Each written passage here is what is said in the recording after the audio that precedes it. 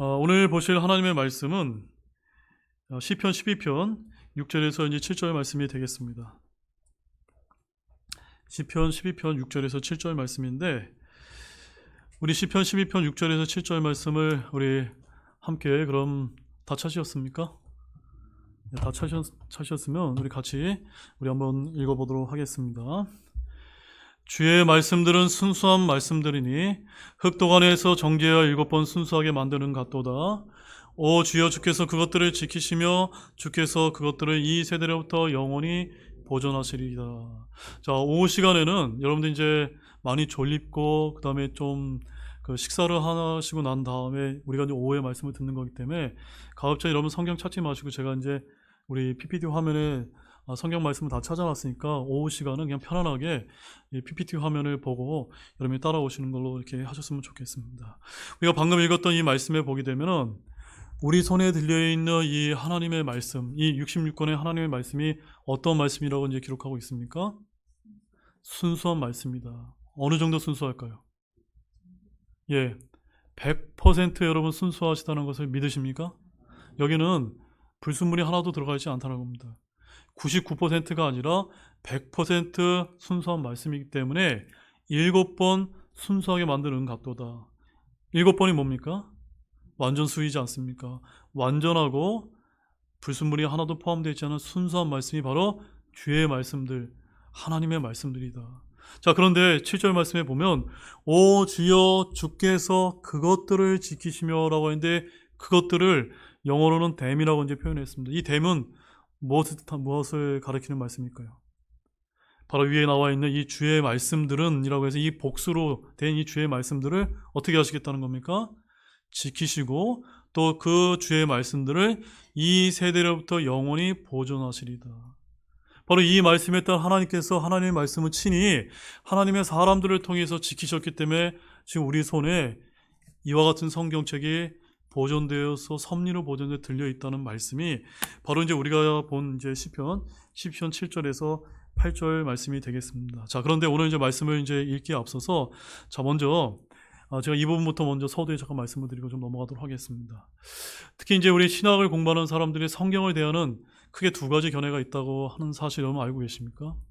성경에는 크게 두 가지 견해가 있는데, 하나는 인본주의 성경관이 있고 또 하나는 신본주의 성경관을 갖고 있습니다. 그래서 인본주의 성경관은 이제 제가 뒤에 가서 이제 다 설명을 드리겠지만, 그것을 이제 신약계에서는 뭐라고 얘기하냐면 성서 비평학이라고 부릅니다. 한번 따라해보세요. 성서 비평학. 성서 비평학. 이 성서 비평학에는 여러 가지 이제 부류가 있는데, 그 중에서도 본문 비평이라는 게 있습니다. 본문 비평. 무슨 말씀이냐면 하나님의 말씀이 이렇게 기록된 말씀으로 주어져 있는데, 이 말씀이 신학자들이 봤을 때는 이거는 좀 뭐가 맞지 않아, 이거는 뭐 맞는 것 같아요 라고 이렇게 비평을 하는 겁니다. 그것을 갖다가 이제 성서 비평학이라고 하는 이름으로 이제 나와져 있는데, 이 성서 비평학은 한마디로 말해서 자유주의 신학 중심의 성경관이다 라고 이제 여러분이 그렇게 생각하시면 되겠습니다. 어렵지 않으시죠? 인본주의 성경관, 성서 비평은 뭐라고요? 자유주의에 입각한 성경관이다. 자, 그럼 우리 교회처럼 있는 이 교회는 어떤 성경관을 지니고 있습니까? 신본주의 성경관이고, 이것을 우리가 다른 말로는 따라해보시죠. 축자영감, 또한 완전영감. 누구에 의해서 영감된 겁니까? 하나님에 의해서 영감받아서 주어진 말씀이다 라는 것이 이제, 이건 제 얘기가 아니라 성경에 이제 기록된 말씀입니다. 이것을 우리가 이제 뭐라고 부르냐면 기독교 근본주의 신학 중심의 성경관이다. 자, 제가 왜 이것을 이제 서두에 말씀을 드렸냐면, 이 성서 비평학에 대해서 제가 조금만 아주 간략한 한국 성서 비평학의 역사에 대해서 제가 좀 설명을 좀 드리도록 하겠습니다. 이 글은 제가 이제 찾은 글이 아니라, 여러분이 인터넷에 가보게 되면 위키백과라고 하는 데를 한번 찾아보시면 위키백과에서 소개하고 있는 한국의 성서 비평학의 역사다라고 해서 제가 그것까지 다 보여드리겠습니다.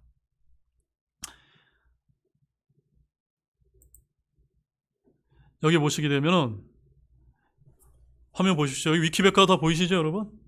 위키백과 밑에 성서 비평학이라고 돼 있고, 성서 비평학이 무엇인지 쫙 설명을 해놓은 다음에 맨 밑에 가보게 되면 한국의 성서 비평학의 역사다라고 이렇게 설명하고 있는 부분에 일부를 제가 이제 발췌를 했으니까 여러분들이 이제 잠깐 이제 좀 들으시기 바랍니다. 자, 제가 성서 비평학에도 말씀드리겠습니다. 성서 비평학은 근대 서구 신학계에서 등장을 했으며 일본과 미국에서 유학했던 신학자들을 통해 단편적으로 소개되었다라고 이렇게 말씀을 하고 있습니다. 그 다음에 이 성서 비평학은 한국 교회에서는 1934년 발행된 아빙돈 단권 주석 성경으로 알려졌다. 이 주석의 성서 해석 방법이 자유적이라고 하여 보수적 교단인 장로교회에서 거센 거부 반응을 일으켰다라고 이렇게 이제 그 백과사전에 위키백과에 이제 소개를 하고 있습니다. 그 다음에 이제 이후에 어떤 일이 벌어졌냐면 김재준은 송창근, 김대현 등과 함께 조선신학교를 개교하고 성서 비평학을 가르쳤다라고 이렇게 이제 전하고 있습니다.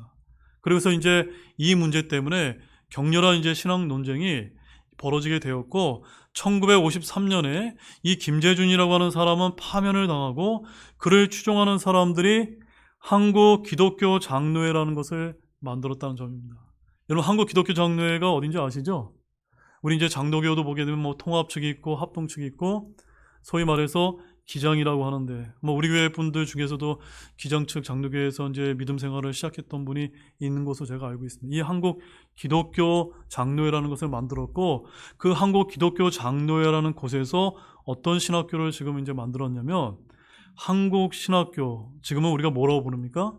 한신대라고 하는 곳에서 그 신학이 이어지고 있게 되었다는 점입니다.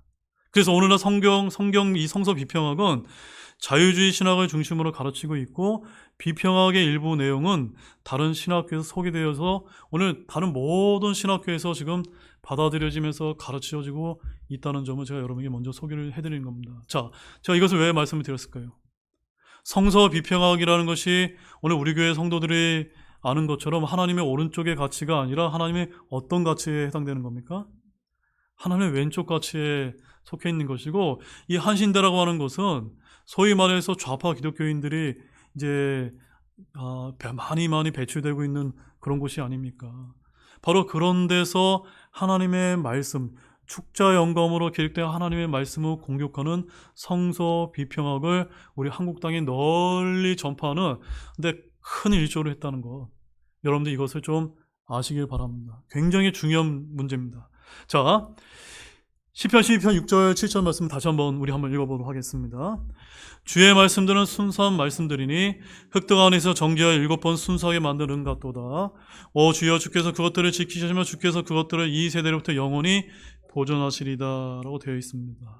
자, 오늘은 우리의 믿음 시리즈 두 번째 말씀인데 우리의 믿음 두 번째 진술은 바로 성경에 관한 말씀입니다. 우리 교회가 믿고 있는 성경에 대한 입장은 다음과 같은 입장이 이제 기록이 되어 있는데 우리 이제 다음 화면도 한번 같이 한번 읽어보도록 하겠습니다. 성경, 우리는 성경이 절대무한 하나님의 말씀임을 믿습니다.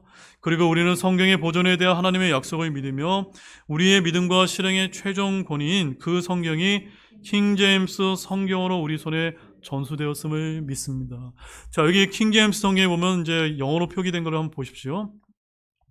킹 제임스 버전이 아니라 킹 제임스 바이블이라고 이제 써놨습니다. 왜 그런지 아십니까, 여러분? 버전하게 되면 뭐 어떤 의미가 됩니까? 여러 가지 역본의 종류 중에 하나라는 의미가 되는 거고 바이블이라 하게 되면 이 성경만이 유일한 성경이 되는 것입니다. 그래서 우리는 이 킹 제임스 성경을 다른 여러 종류의 성경 중에 하나로 보는 것이 아니라 이 성경만이 정말 참된 하나님의 말씀이다 라고 우리가 그렇게 믿고 있는 것입니다. 바로 이것이 이제 우리 교회의 성경에 대한 믿음인데, 자, 이 믿음 진수는 아래 세 가지 이제 질문을 이제 담고 있습니다. 첫 번째는 여러분은 성경이 절대 무한 하나님의 말씀임을 믿고 계십니까? 아멘이세요? 네, 이 말씀은 우리 교회뿐만이 아니라 우리 한국에 있는 많은 수많은 성도들이 다 하나님의 말씀이 절대 무하다라고 그렇게 믿고 있다고 저는 그렇게 믿고 있습니다. 두 번째는 여러분 성경의 보존에 관한 하나님의 약속을 믿습니까? 네. 하나님께서 성경을 보존해 주지 않았다면 지금 우리 손에 이와 같은 성경이 우리 손에 들려있지 못한 것입니다. 세 번째는 여러분의 믿음과 실행의 최종 권위는 킹제임스 성경이 맞습니까? 혹시 이 자리에는 킹제임스 성경에 대해서 처음 들어본 분도 계실 것입니다. 그러나 오늘 이 시간을 통해서 왜 우리가 쓰는 이 킹제임스 성경이 중요한지 그것을 한번 배우는 그런 귀한 시간이 되기를 원합니다. 자, 이 세 가지 질문이 성경에 관한 우리 교회의 믿음을 요약하는 아주 핵심 진술인데, 자, 이 질문들을 하나씩 이제 살펴보도록 하겠습니다. 첫 번째, 성경은 절대무한 하나님의 말씀입니다. 자, 여러분은 성경이 사람들이 지은 책이라고 믿는다면 저와 여러분이 이 자리에 이렇게 모여 있을 필요가 전혀 없을 것입니다. 만약 진짜로 이 성경이 사람들이 지었다면 여기에 이렇게 장시간 모여 있는 것은 저는 시간 낭비다라고 그렇게 생각되어집니다. 그러나 우리는 성경이 하나님께서 친히 기록하신 말씀이라고 믿기 때문에 이렇게 모여 있는 것입니다. 맞습니까, 여러분? 자, 디모데후서 3장 16절에 이와 같은 말씀이 이제 기록이 되어 있습니다. 우리 같이 읽어보도록 하겠습니다. 모든 성경 기록은 하나님의 영감에 의해 주어진 것으로 교리와 책망과 바로잡음과 의로 교육하기에 유익하니라고 되어 있습니다. 자, 여기 보게 되면은 영어로는 all scripture, 모든 성경 기록이 is given by inspiration of God. 하나님의 인스퍼레이션이 하나님의 호흡이거든요. 하나님의 숨, 하나님에 의해서 친히 기록된 말씀, 영감으로 기록된 말씀이 바로 성경, 여러분 손에 들려있는 성경이다라고 이렇게 이제 말씀을 하고 있는 것입니다. 자, 이런 분명한 말씀이 있음에도 불구하고 오늘날 어떤 분들은 성경이 하나님의 말씀이기는 하지만 전체가 하나님의 말씀이 아니라 일부는 사람들의 기록일 수도 있지 않을까라고 이렇게 이제 주장하시는 분이 있다는 점입니다. 이러한 성경관을 갖고 있다면 그것은 성경이 오랜 세월이 지나면서 틀릴 수도 있고 또한 첨가나 삭제가 될 수 있는 일종의 오래된 역사책 수준의 인간의 기록물이라는 생각에 기초하는 것입니다. 이것이 오늘날 현대 성경 사본학을 연구하는 학자들의 주류 성경관으로 저는 이것을 앞서 제가 설명드렸던 것처럼 인본주의적 성경관이다라고 이렇게 이제 부르는 겁니다. 자, 우리는 인본주의에 입각한 성경관이 아니라 어떤 성경관을 가져야 됩니까? 신본주의에 입각한 성경관을 가져야 됩니다. 왜냐하면 잘 들으십시오. 하나님께서 전지전능하신 하나님 맞습니까? 하나님이 전지전능하신 하나님이라면 온 우주 만물을 창조하시고 온 우주 만물을 질서 있게 운행하시는 그 전지전능하신 하나님께서 이러한 하나님의 말씀조차도 친히 섭리로 보존하지 못하실 리 만만하다는 점입니다. 바로 전지전능하시고 완전한 속성을 지닌 하나님이시라면 그분의 입에서 나온 말씀 또한 동일한 속성이라고 저와 여러분은 믿는 것입니다. 아멘이십니까? 그래서 우리가 믿는 성경과는 신학적인 용어로 뭐라고 제가 가르쳐 드렸습니까? 축자영감이다. 다시 한번 따라 보겠습니다. 축자영감. 예, 축자영감.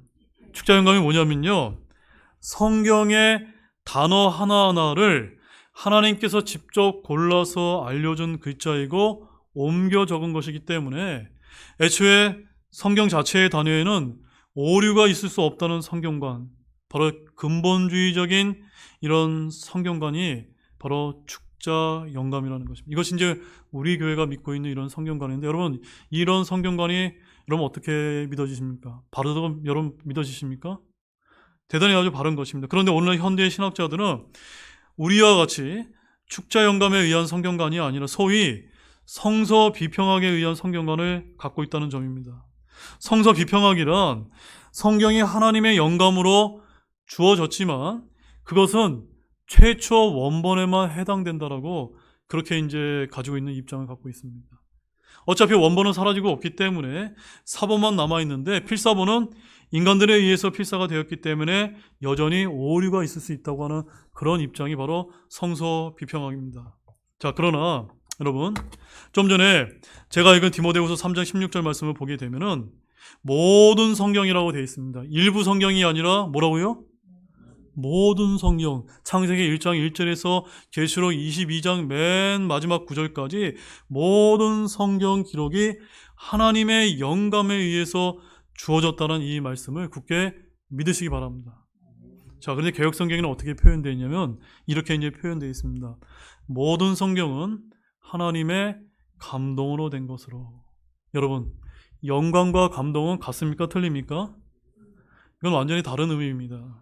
감동이라는 것은 내가 깊이 느껴 마음이 움직임을 뜻하는 것이라면, 영감은 하나님께서 친히 숨을 불어넣으신 것을 뜻하는 것으로 성경의 모든 말씀 하나하나, 단어 하나하나는 사람의 말이 아니라 하나님의 말씀이며, 또한 기록된 성경은 하나님의 말씀을 담은 책이 아니라 하나님의 말씀 그 자체임을 나타낸다는 그런 뜻을 이제 갖고 있는 것입니다. 그러므로 이 인스퍼레이션, 영감이라는 단어가 중요합니까? 안 중요합니까?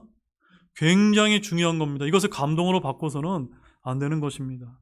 따라서 우리는 성경의 모든 말씀이 하나님의 입에서 나온 것이요, 하나님께서 숨을 불어넣으신 것이요, 그분께서 주신 대로 기록된 것이라고 확신 있게 이 말씀을 근거로 말할 수 있는 것입니다. 그러므로 성경 기록자는 결코 하나님이 쓰라고 주시는 개념을 받아 주관적으로 자기 말로 성경을 기록하지 않았고, 하나님께서 그 안에 모든 단어를 선정해 주시는 대로 기록하였다는 것입니다. 자, 그래서 베드로후서 1장 20절과 21절 말씀에 보면 하나님의 영감이 무엇을 뜻하는지 더 분명하게 이제 표현을 하고 있습니다. 자, 베드로후서 1장 20절, 21절 같이 읽어보겠습니다. 먼저 이것을 알라. 즉 성경 기록의 대언은 결코 어떤 사적인 해석에서 나지 아니하였나니, 대언은 옛적의 사람의 뜻에 의해 나오지 아니하였고, 오히려 하나님의 거룩한 사람들은 성령님께서 자기들을 움직이시는 대로 말하였느니라. 자, 성경의 저자가 누구라는 겁니까? 성령 하나님이시라는 겁니다. 인간 기록자들은 성령 하나님께서 알려주신 대로, 움직이게 하신 대로 기록하였을 뿐이다 라고 말하는 것입니다. 그러므로 성경이 이렇게 필사되어서 우리에게 주어진 것은 사람들이 기록한 것이 아니라 누가 기록한 겁니까? 하나님께서 기록하시고 하나님께서 친히 보존해 주셨다고 하는 믿음이 바로 축자 영감에 의한 성경적인 성경관인 것입니다. 그래서 이 말씀은 성경의 대언이 결코 사람에 의해서나 사람의 뜻에 의해 나오지 않고 성령께서 그들 위해 움직이심으로써 나오게 되었음을 보여주는 것입니다. 성령님이 이 일을 시작하신 저자로서 성경의 원천이십니다. 즉 성령님은 성경 기록을 통해 능동적인 역할을 하셨고, 대언자들은 피동적인 역할을 했다는 의미입니다. 자, 시편 19편 7절에 가보면 또 이런 말씀이 이제 기록되어 있습니다. 주의 율법은 완전하여 라고 이렇게 기록되어 있습니다. 영어로는 The law of the law is perfect 이라고 되어 있습니다. perfect 무슨 뜻입니까? 완전하다, 완벽하다. 여러분 이거 다 믿으십니까? 하나님의 말씀이 이렇게 기록이 되어 있으면 이것은 있는 그대로 진리인 것입니다. 특히 시편 19편 7절 말씀에 의하면 하나님의 말씀은 완전하다고 말씀을 하는데, 여러분 이것을 굳게 믿으시기 바랍니다. 여기서 완전하다는 것은 어떤 것을 뜻하냐면 완전 무하다는 것을 뜻하는 것입니다.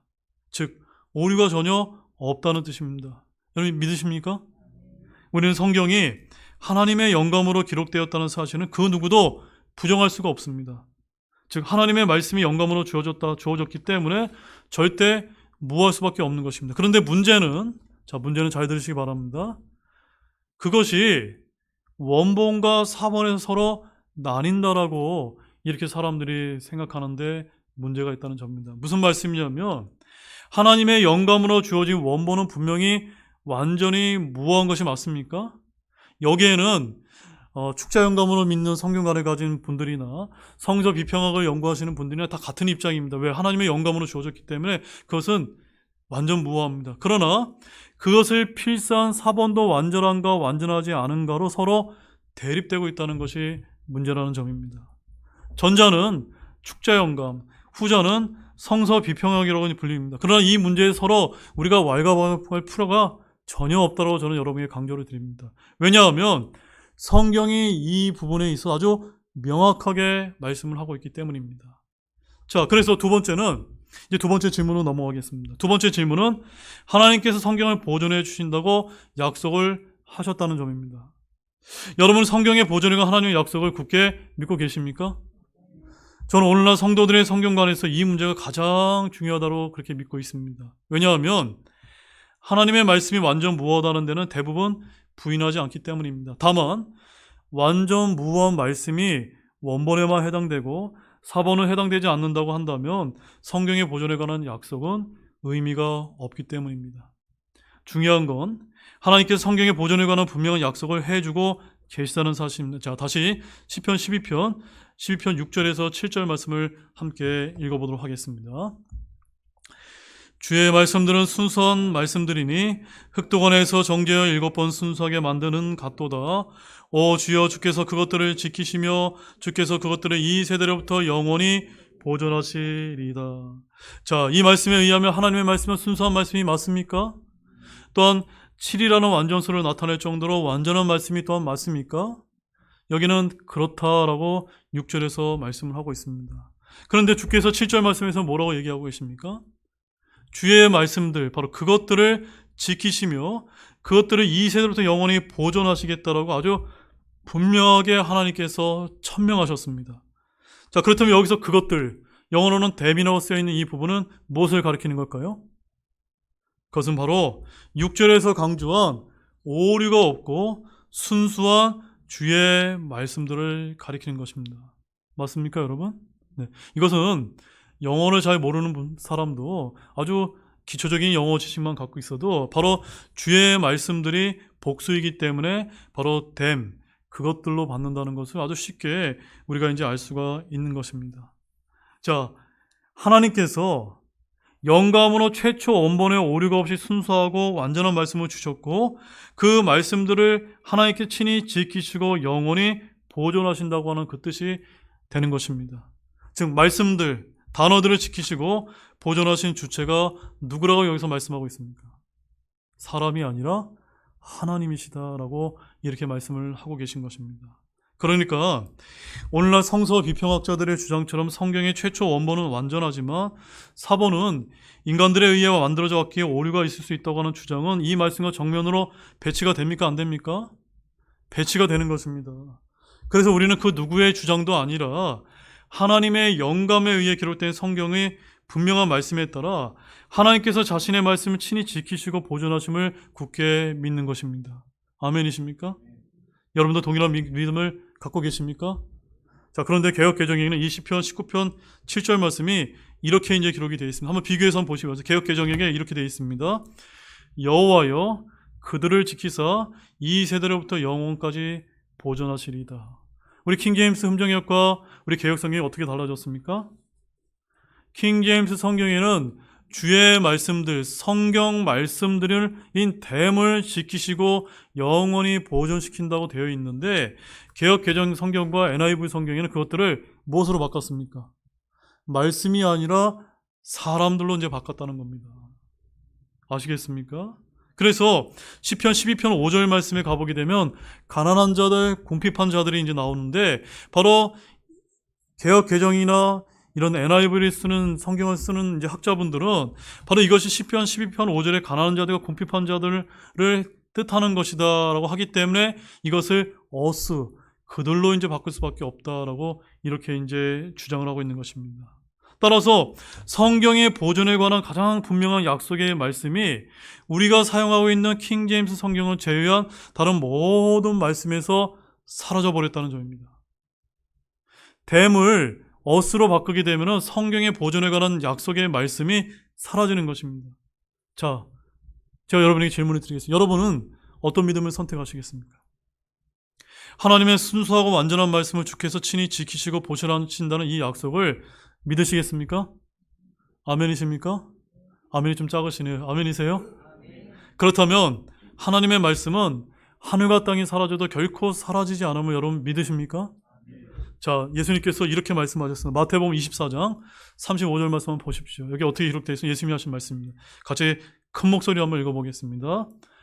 하늘과 땅은 없어지겠으나 내 말들은 없어지지 아니하리라.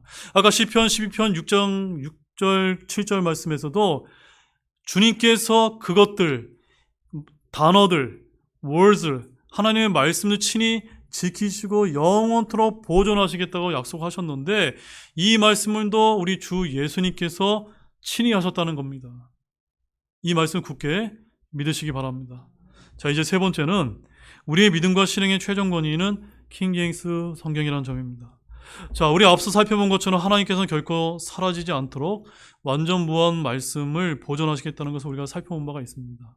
자, 그렇다면 현재 이 세상에는 수많은 종류의, 아마 제가 알기로는 한 수백 가지 종류의 성경들이 이제 존재한다고 그렇게 알고 있습니다.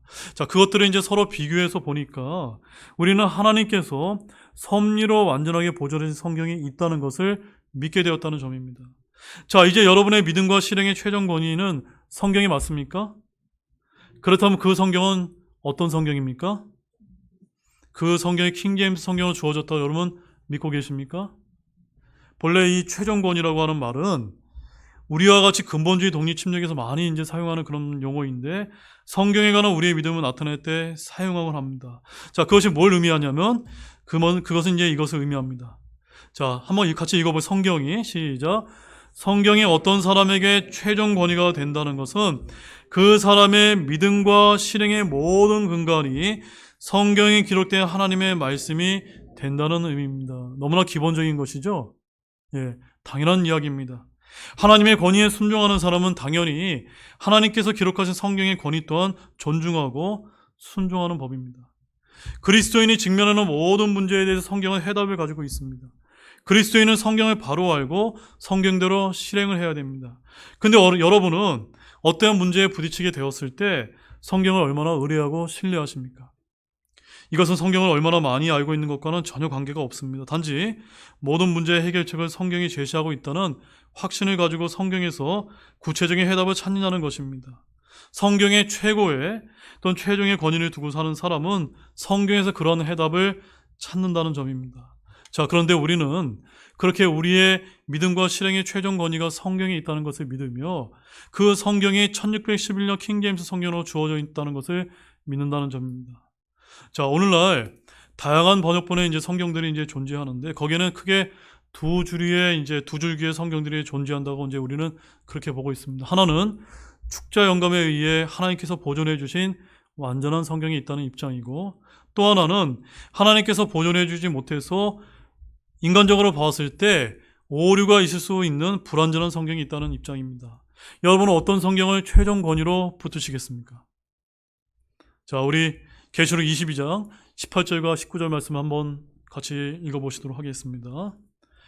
내가 이 책의 대언의 말씀들을 듣는 모든 사람에게 증언하노니 만일 어떤 사람이 이것들에다 더하면 하나님께서 이 책에 기록된 재앙들을 그에게 더할 것이요, 만일 어떤 사람이 이 대언의 책의 말씀들에서 빼면 하나님께서 생명책과 거룩한 도시와 이 책에 기록된 것들로부터 그의 부분을 빼시리라. 자, 이 말씀이 어떤 말씀입니까? 하나님의 말씀을 보존하는 데 있어서 그 하나님의 말씀을 보존하게 될 때 더하거나 빼서는 된다, 안 된다? 안 된다라고 하신 경고의 말씀인 것입니다.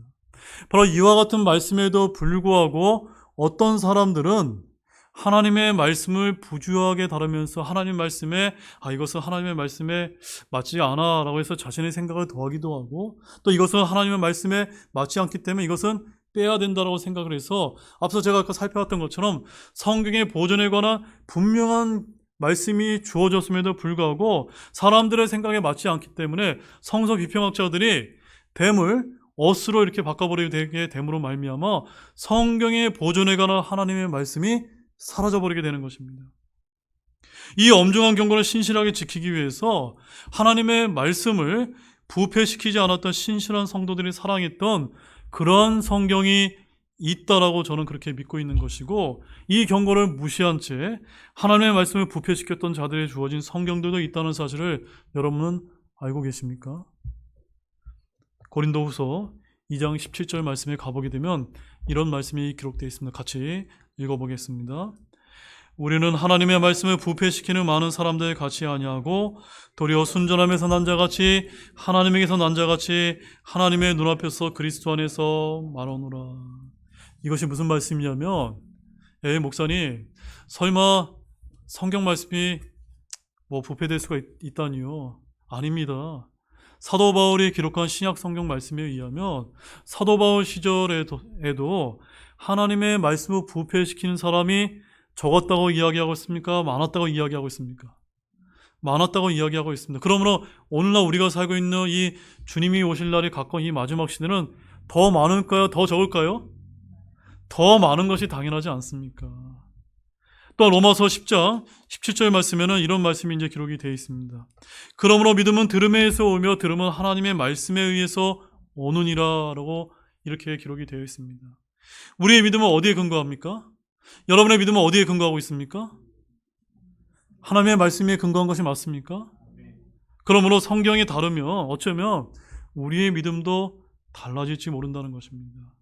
그래서 여러분이 어떤 성경을 최종 권위로 붙드는 문제 역시 굉장히 중요합니까? 안 중요합니까? 너무나 중요한 것입니다. 왜냐하면 99%가 같아도 1%가 다르면은 그것은 같은 것이 아니라 다른 것이 되고 마는 것이기 때문입니다. 하나님께서는 하나의 말씀을 주셨는데 우리가 1%가 다른 말씀을 우리가 사용한다면 아까 저희가 살펴봤던 것처럼 성경의 보존에 관한 하나님의 말씀이 완전히 사라져버리고 마는 것이 되기 때문인 것입니다. 그래서 여러분께 제가 마지막 두 가지 이제 질문을 드리겠습니다. 지난번에 우리가 이제 살펴봤던 것처럼 여러분의 믿음과 실행의 최종 권위가 요한일서 5장 7절에 있는 말씀처럼 삼위일체 하나님을 완벽하게 지정하는 구절이 온전히 보존된 킹 제임스 성경이 맞습니까? 두 번째로 여러분은 시편 19편 6절과 7절 말씀에 근거해서 하나님께서 친히 지키시고 보존하신 순수하고 완전한 말씀이 있음을 굳게 믿고 계십니까?